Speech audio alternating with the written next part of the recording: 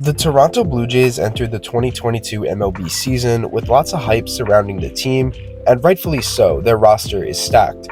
I was very excited to see what this team was capable of heading into the season, and based on countless preseason projections, the media, as well as most baseball fans, thought this team was going to be dangerous as well. Before I get into it, welcome back to the War Room, a channel where I discuss all things baseball related. Subscribe to the channel if you're new, and let's get straight to it. The AL East race this year wasn't much of a race at all. From beginning to end, this division was owned by the Yankees.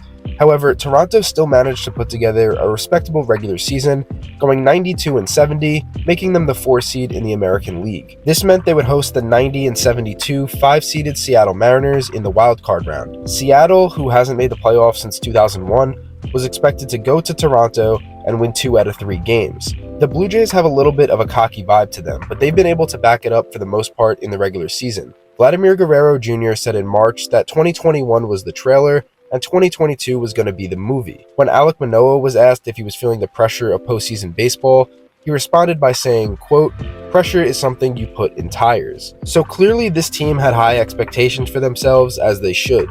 Game 1 versus Seattle, Manoah let up 3 runs in the first inning. That was enough to win, as the final score was 4-0 Mariners. Not the start you want if you're the Blue Jays, as you're now facing elimination. Game 2 versus the Mariners, the Blue Jays had an 8-1 lead entering the 6th inning. At this point, many people thought it was a given that this was heading to a series-deciding Game 3 that would have been played today. But as you've probably heard by this point, that didn't happen. Seattle scored 4 runs in the top of the 6th, making the score 8-5.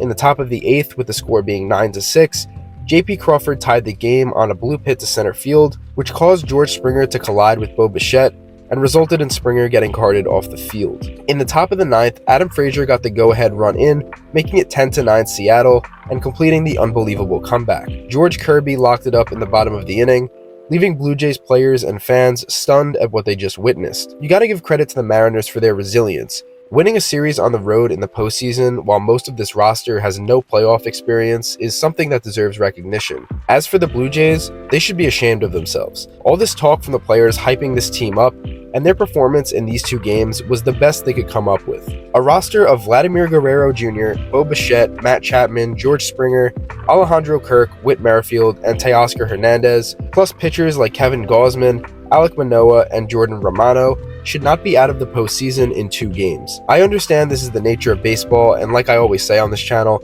anything can happen in October, but in 2023, I don't want to hear this team talk anymore. They needed to be humbled, and they were. The way they performed in this wildcard round was pathetic.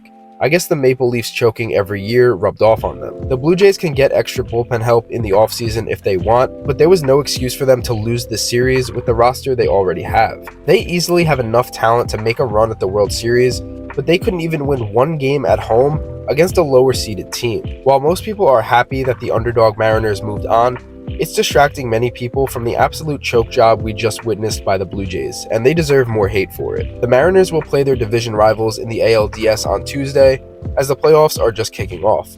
If you want to see more videos throughout the postseason, subscribe to the channel, like this video if you enjoyed, and as always, I'll see you guys in the next one.